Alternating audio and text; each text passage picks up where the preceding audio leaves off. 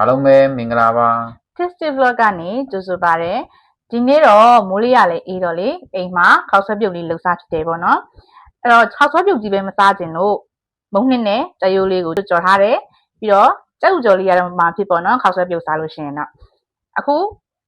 ခောက်ဆွဲပြုတ်လေးရယ်တရိုးကြော်အမှုမွေးအနံ့လေးရယ်ကြက်ဥကြော်လေးကိုကြည့်ပြီးတော့အရန်တရေကြနေပြီ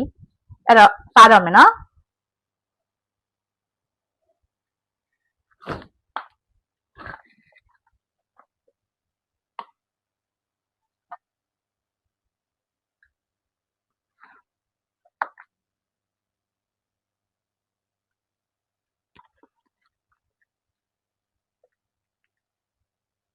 တကယ်တော့ခောက်ဆွဲပြုတ်ကဘာနဲ့ပဲတွဲဆဆလိုက်တယ်ဆိုပေမဲ့လေ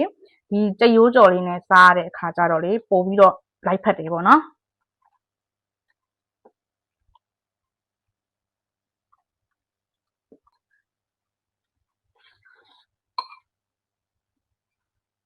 ခေါင်းထဲပြုတ်တဲ့ပူပူလေးနဲ့ပြုတ်ပြီးနဲ့စားလို့ကောင်းတယ်နော်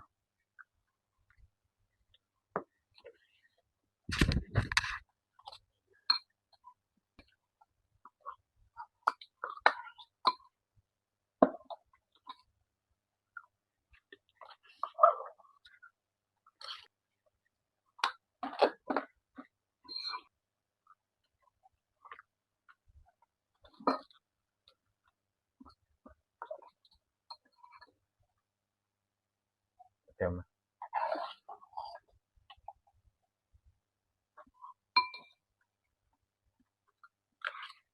အားလုံးပဲဗီဒီယိုလေးကိုသဘောကျရဲဆိုရင် like and follow နဲ့ share လေးလုပ်ပေးကြပါဦးနောက်ဗီဒီယိုတွေမှာဘာရေးစားပြမလဲဆိုတာကိုစောင့်ကြည့်ပေးကြပါဦးเนาะ bye bye